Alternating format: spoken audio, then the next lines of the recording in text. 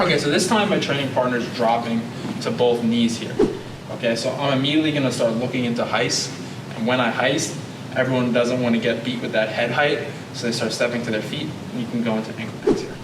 Okay, so a couple ways that I can go into heisting here. Okay, first things first, so I have one foot in front, my other heel is to my butt here. Okay, from this position, I connect my knee to my elbow so I don't get body locked. You got to be careful extending either to the shoulder or to the back and creating that space between your elbow and your knee, because if you're not, you can get body locked. Okay. So I stay super tight with my elbow and my knee. Okay.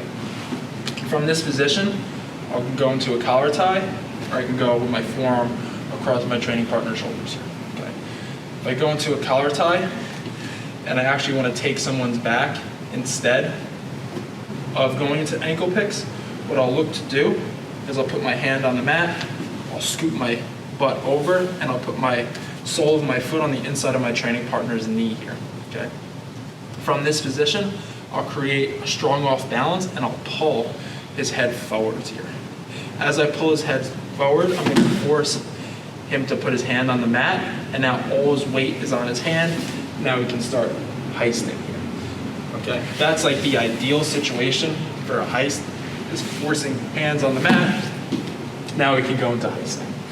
Okay, if you feel like you can't get a hand on the mat, a lot of times I'll just transfer into ankle picks instead here. Okay, so what I'll do is, again, I'll either go into this grip or I'll catch the head, and I'll just start getting to a knee here. Okay.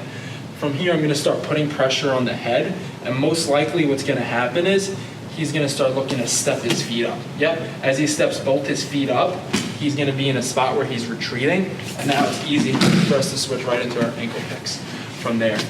Okay, so whether I'm here or I'm here, it doesn't really matter. They don't like that I'm beating them in head height. If I beat them in head height, you can start snapping and going into all your attacks from there, whether it's guillotines or go behinds.